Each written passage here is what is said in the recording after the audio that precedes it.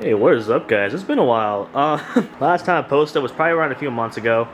And basically, we got this sick steering wheel on, the M3. Hell yeah, carbon, flat bottom too. This is exactly what I wanted. I wanted to go in a little more detail about my E46 M3 because I've made some interesting discoveries that might hinder the process of getting this restored. I went through a bunch of dealerships to kind of ask through about the service histories of this particular vehicle. It was okay for the first 5 owners, but after between the 6th, 7th, and now I'm the 8th owner, it's not looking too good. So I found out the rod bearings on this were done at around 46,000 miles, but it hasn't been done since. And this car has about 177. And my Blackstone Laboratory analysis came back, and they said there was a hint a little bit more copper, but lead has been very consistent, so we're not too sure if this bearings or not.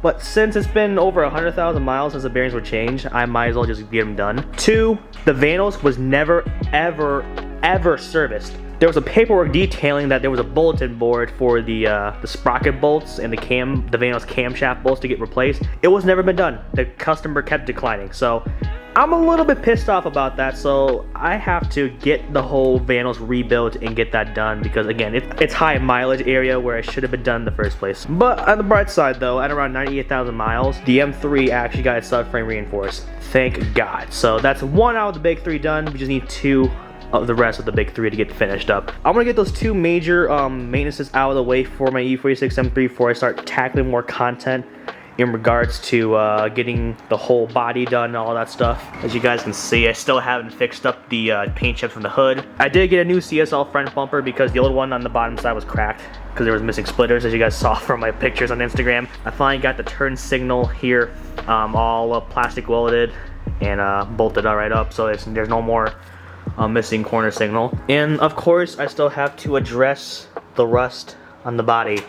It's been expanding since I drove it a lot last winter, but now it's stopped, thankfully. And I scratched most of the rust off and put some primer to kind of stop it from spreading until I get a body shop to kind of basically weld some new panels and get that all figured out. It's gonna be one hell of a project. What I did have done so far to the E46 M3 within the past 6 months, I did convert the whole interior to black. So if you guys haven't seen my video when I first got the car, it was this hideous dove gray. I hated it. I never loved the gray interior on these Beamers. I prefer the black. It looks more subtle, it looks more sporty. Now I'm on the hunt for carbon interior trim for the E46 M3. I have a company making those for me already. It takes about like a couple months for them to make it.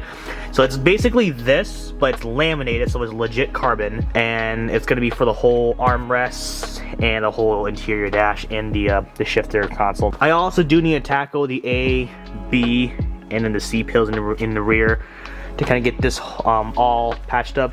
I guess the E46 chassis was known for these to kind of start peeling and wearing off, unfortunately. I also have to fix my sunshade screen door thing because it's in the way back, it snaps. As you can see, it's flimsy. It should not be doing that. But nevertheless, that's literally most of what I need to get done to the interior, but I've done a lot. I've done a lot of interior stuff. Dyed the carpets black, dyed the whole interior black, got some black door cards, seats in the front and rear seats. It's coming a long ways, and it's a lot better than what it used to before. But like I said, rod bearings and vanos needs to get serviced first before I start tackling any of the other stuff. It's gonna be a fun little project. I wanted to keep you guys up to date because I am so horrible at keeping you guys updated. Appreciate you guys' patience. I know the absence of the E90 was a lot to take in from you guys, and I'm sorry.